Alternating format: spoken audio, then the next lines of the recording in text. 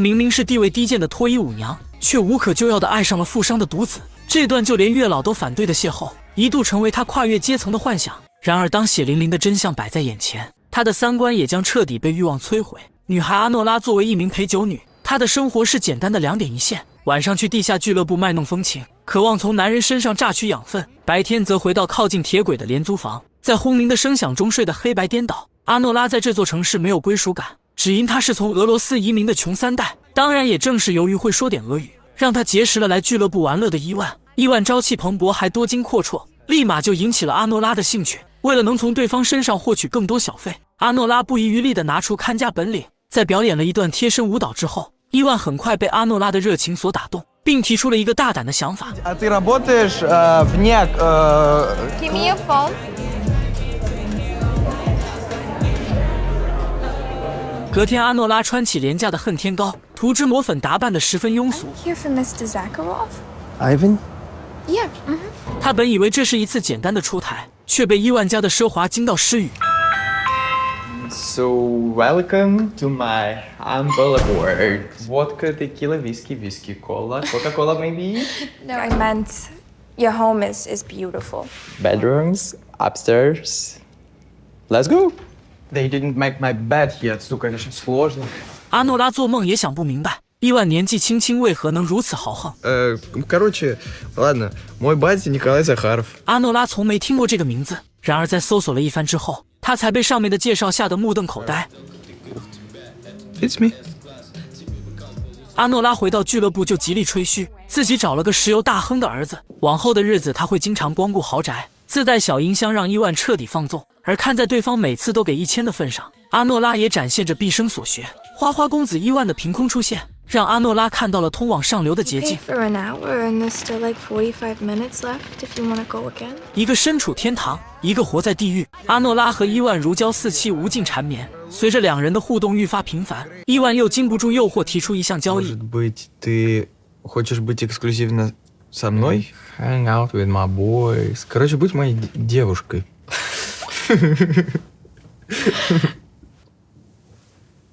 $10K of dollars.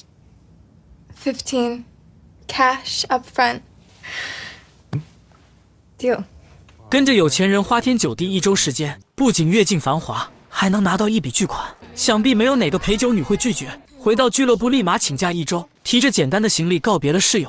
破公寓，他连回头的功夫都没有，直接踏上伊万派来的豪车，自以为成了这座豪宅新的女主人。1周时间，阿诺拉像过了一辈子，见识了纸醉金迷的上流社会，所到之处皆被财富与奢靡包裹。伊万家的实力有目共睹，狐朋狗友们坐着私人飞机畅游，在酒精和违禁品中放纵着青春。去豪富遍地的拉斯维加斯，伊万竟可以对经理指手画脚，这更加让阿诺拉深信不疑。来自战斗民族的势力不可小觑，在当地最有名的赌场，伊万一次的输赢就高达上百万。阿诺拉被财富迷得晕头转向，甚至忘记了彼此买卖的关系，也就此落入了物欲横流的陷阱。然而即便一切都那么不真实，阿诺拉却感受到了虚无的满足感，继续沉迷于金钱所带来的愉悦，也继续在不为人知的关系里，眼看被欲望拉扯陷得越来越深。伊万的眼睛忧郁而多情，伴随着1周时间的很快过去，就像灰姑娘的水晶失效一样。伊万伤感地说自己马上要回国，去俄罗斯继承家里的万亿资产。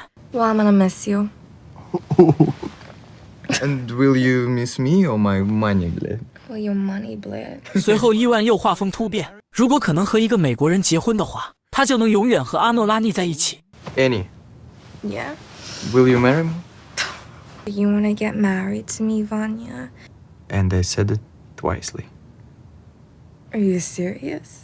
一切幻想都来得猝不及防，而对于大亨之子的霸气求婚，阿诺拉也并没觉得受之有愧。两人换上礼服，直奔教堂，在神父的见证下热烈拥吻，也和路上的陌生人们炫耀幸福。在此刻，他们终于成全了彼此，也成为了世界上最幸福的夫妻。阿诺拉如愿戴上璀璨的钻戒，以为每天的白日梦终于成真。阿诺拉成为了现实版的灰姑娘，于是当即辞掉了低贱的工作，准备好要一夜之间改变命运。艳羡的同事说着风凉话，阿诺拉也有底气地回怼了上去。 I give it 2 weeks, bitch. You know, I really hope you find your happiness one day. Jealousy is a disease. Remember that, Diamond. 从此，几克拉的珠宝成了标配，价值连城的皮草也包装着自己。阿诺拉自认为是个特别的人，这些都是他努力上进的结果。尽管没有幻想中浪漫的婚礼，但婚后他还是搬进了伊万的豪宅，每天不是看电影就是打游戏，根本没有之前经济上的压力。阿诺拉的生活如同梦想照进现实。作为深得傍大款惊艳的女人而言，阿诺拉一定要让一切变得名正言顺。她每次都试探伊万父母的态度，可年少轻狂的伊万却总是三缄其口，问得多了又怕对方不高兴，因此阿诺拉总是提心吊胆过日子。果不其然，残酷的现实很快来临。远在俄罗斯的父母知晓此事后，万万不能让一个舞女做自家儿媳。由于两人无法第一时间赶来，就派提前安排在美国的管家去查看伊万到底干了什么龌龊事。当2名保镖突然闯进豪宅时，阿诺拉的富婆梦才终于破碎。保镖第一时间拍起了结婚证，要扭送2人去法院立马注销婚姻。而作为神职人员的管家也迫于资本放弃了洗礼仪式，开始在电话里对伊万大发雷霆。 She's fucking erotic dancer. Hi, Doris. Ты женился на проститутке? Ёб твою мать! You Armenian piece of shit! Твоя мать плакала! Ты слышишь меня? Doris. Your mother! Догадайся, сучонок. Что, блядь? Удиви меня, блядь. Что? Они вылетают. Ты слышишь меня? Куда? Game over for you, that's it. 伊万一听这一切都是父母的安排，一向嚣张跋扈的他选择了逃离。 We are not getting a divorce because you tell us to! Родители сейчас едут в Америку, летят. Я правильно понял? Tomorrow noon we're gonna go meet them, you hear? What the fuck is going on? Come on. Сейчас через 10 минут Флорус. Да, блядь. I need to get dressed though, my Давай fucking так clothes сделаем. upstairs. Давай подождем Флорус. Oh God. Это моно. Okay, bye. 而阿诺拉只是上楼穿裤子的空档，自己承诺深爱的白马王子就早已跑得人影都不见了。阿诺拉不得已和保镖对峙。 You fucking relax, What is happening? motherfucker! Everything all right? Take the fuck back! No, put it. 还果断砸碎了豪宅里的名画。秃头保镖处处流露着温柔， Are you killing her? 但鉴于女人蛮不讲理的态势，他也不得不将阿诺拉五花大绑。等另一名保镖重新回到现场，两人竟以一种不雅的姿势抗衡，他们都不是阿诺拉的对手。 Да, ну зачем ее завязывать-то? Блять, она хуйнула в меня подсвечником. Давай ноги и свяжем. Let me go, you fucking asshole! Твои 2 взрослых мужика, ты чё? Окей. Эй, You better stay the fuck away from me! listen. Эй, стоп! Держи ее! Ай, блядь! Блядь! Что, брат? Да она кусается, блядь! 面临身份的急速转换，阿诺拉重新脱去了富婆的矜持，又不得不展现出了底层的蛮横。 Promise I'm calm. I'm not gonna do anything. I'm not gonna run away. You heard my boss. Эй, Гарник, ёб твою мать, сюда! Someone fucking tell me what's going on. Она сломала мне нос, кажется. Yeah. Garnik, you fucking idiot! Talk to me! Untie me, motherfucker. Garnik, sen eski слушаешь, гордо как мешаны! Don't let her go! Rich people don't have eyes. He did not leave. He is going to get help. Asshole. Yeah, I bet you like this, huh? Tor, where are you? I am not fighting. Let me go. Fucking dead for this IME Bond's fucking wife! 管家被现场的狼藉吓傻眼。 What the fuck is happening? Is this the big fucking boss? Can you tell this motherfucker to let me go? Зачем она на тебе Я лежит? ее держу! Why are you holding her like that? No, be careful, bro. She's a fucking little girl. She beat you both up? 如今阿诺拉毕竟还是伊万的妻子，他不得不央求给对方打电话，然后顺利去把这个婚离了。电话那头是急促的留言提醒：伊万在大难临头，丝毫不管不顾他那曾经还在炫耀的妻子了。迫于自己那危在旦夕的职业，管家开始迫切地向阿诺拉解释，他们之间的婚姻有名无实，甚至算得上一起婚姻诈骗。 It goes to voicemail. Real marriage my ass, man. 而阿诺拉事到如今还强词夺理，不愿自己的梦碎得如此彻底。 I love my husband, and I plan on being with him. You do not love him and he doesn't love you. You understand? 见管家总是咄咄逼人的说教，阿诺拉又急中生智说自己怀孕了。 In fact, I think I'm probably already pregnant. 而面对这样突发的状况，管家竟然表示会一并处理掉。 You don't understand. He shamed his family by marrying somebody like you. In fact, if you don't help me fix this, I'm gonna have you arrested. Arrested for what? For what? Yeah. I'll tell you for what. Cheated Ivan to marry her so she can steal from his wealthy family. Yeah, 1, 2, 3, you're in jail. 朴实无华的阿诺拉被对得哑口无言。在上流阶层的眼里，那些下等人就一定是无恶不作的罪犯而已。抢走当初伊万求婚的钻戒，管家表示那也是主人财富的一部分。面对阿诺拉声嘶力竭的呼喊，最有效的方式就是让他咬个东西。如今几人必须尽快找到伊万，在富豪夫妇来临前解决此事。而阿诺拉也想亲自问清楚，伊万对他的感情究竟是不是真的。Trust me, I know. You're thinking this little shit betrayed you, okay? Me too. Yeah, you see? He betrayed all of us, okay? I'm gonna help you. I want to talk to Ivan before agreeing to any of this. Sure. Okay, so let's fucking find Ivan. All right, but look at me. And we get this thing annulled, which we will. Fine. 然而寻福之路却并没那么顺利，一向跟他有交集的好友都不清楚这家伙究竟去了哪里。伊万就像彻底人间蒸发了一样，让几人不惜遇到各种糟糕事都没办法让他现出原形。几人在偌大的城市找了一整天，晚风吹在脸上让阿诺拉瑟瑟发抖，而一向木讷的保镖竟拿出围巾让他围上，好抵御严寒。可趾高气昂的阿诺拉却大骂变态，看来就算底层也有自己的鄙视链。然而外部的严寒却很快打脸，阿诺拉又接过那条围巾，这才得到了冬天里的一丝温暖。直到深夜，前同事的一条短信让几人终于看到了寻找的希望。 So fucked! If we haven't found him by now, we are not finding him. Keep your opinion to yourself. How about you, sir? Игорь, спасибо тебе за таблетки. I want what he had. I want one of those. Did you fucking hear me? It's my grandmother's apartment and it's her drugs. I don't have any more, and I'm not gopnik. Hey guys, have you seen this guy today? Вместо того, чтобы говорить вон отсюда, подумай, что я тебе говорю. What is wrong with you? He's at HQ! What? 原来伊万就在阿诺拉工作过的地方，在这里和其他姑娘们逍遥快活。阿诺拉的心瞬间碎了一地，原来他以为的海誓山盟，竟然在嫉妒的同事口中成了用金钱换来的一夜温存。 This is very important. Vanya, look at me. Vanya, tell them that we're not gonna get a divorce, okay? Tell them that. Just look at me, okay? Fucking ignore them. It doesn't fucking matter about her. Vanya, this is not funny. 如今伊万喝得昏天暗地，根本没办法在3小时内办理离婚。 You're not fucking the fuck out of my fucking face! On the fucking nose!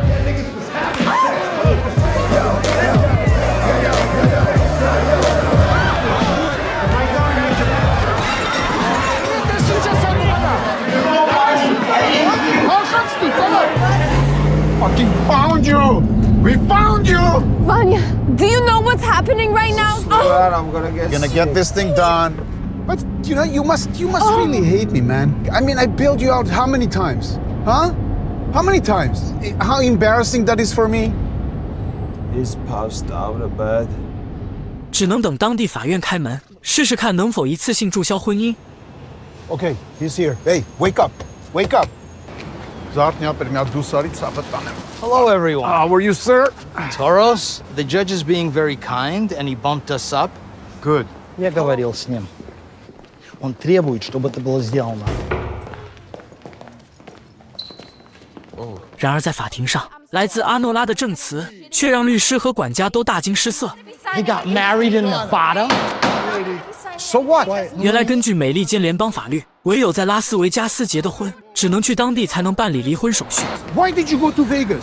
Why not here in New York? So now we're gonna go see your parents. You're gonna explain to them that. 事到如今，阿诺拉还抱有幻想，告诫伊万已经是个成年人，应该为自己的所作所为负责，耐心给他的父母解释一下，没准还真的能被爱情感天动地。 Okay, all right. We'll talk to your parents, okay? Vanya, okay? Right? They're gonna Get in the car. understand, right? Right? Get in the car.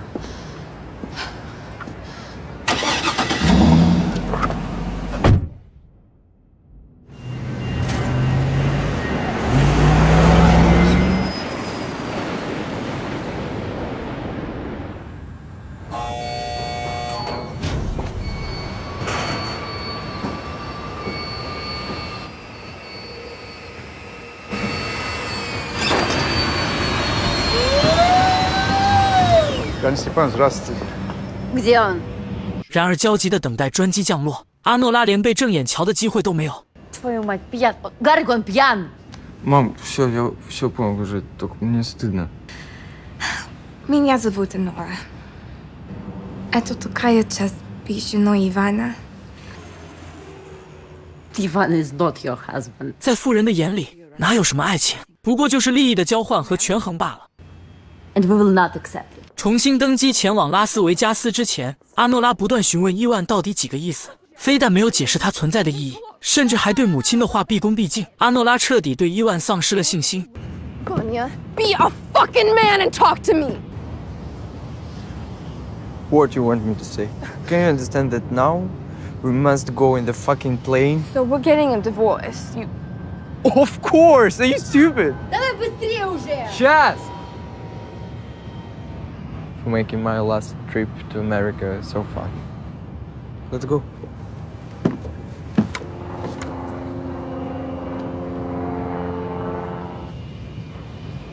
Board the plane now. 到最后无非弄个鱼死网破，离婚就必须分得一半的财产。And I'm gonna walk away with fucking half because I didn't sign a prenup. 然而在权贵的眼里手可通天，阿诺拉的威胁根本不值一提。Do that, and you will lose everything. Lives of your family and friends, everything will be destroyed. 事到如今，阿诺拉才恍然大悟，上流人总在干着一些下流事，和他们谈及法律和公平，根本就没办法撼动财富的力量。Зачем делать из этого трагедию? Просто с эскортницей провел неделю, просто неделю провел, да? Блядь. Никакой проблемы не будет. You are a pathetic motherfucker! Fucking pathetic. 飞机上，阿诺拉和伊万爆发争吵，只有身边的那个秃头保镖会温柔地递过来一杯酒，为阿诺拉被如此对待感到不甘。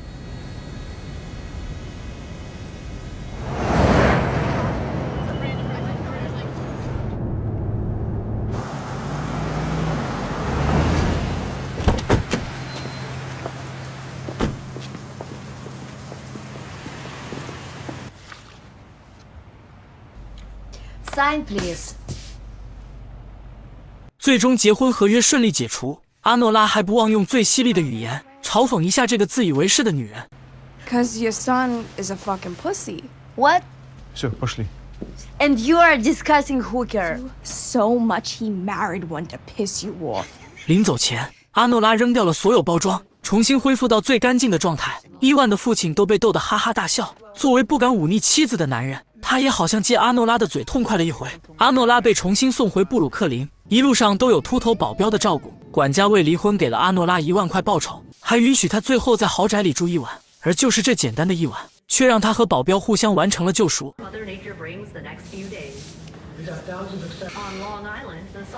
Happy birthday to me. Was today your birthday?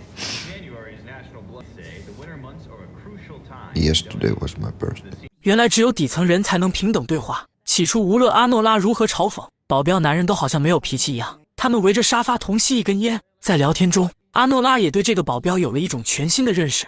And your name is better. No. In America, we don't care about that kind of stuff. You're not part of this family. Did I ask for your fucking opinion? I just tried to support you. Dude, you fucking assaulted me. I didn't assault you. You're right, it's fucking battery. Я пытался тебя успокоить, чтобы ты не убилась. But anyway, you were not in danger of... You know, if Garnick wasn't there, you'd have raped me. Guaranteed. What?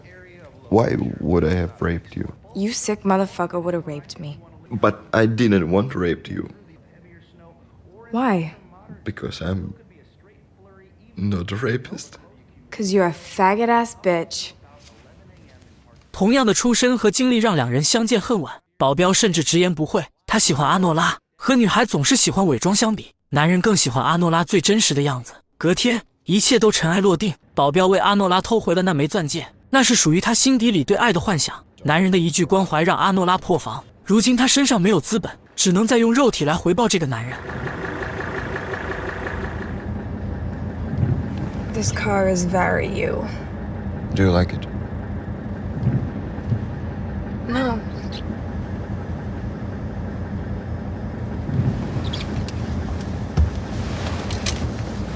而保镖却并不需要什么回报，只要一个惺惺相惜的拥抱而已。阿诺拉终于抑制不住放声大哭，他幻想着一场跨越阶级的爱情，却在巨大的财富和权力面前，永远也填不满阶级之间的鸿沟。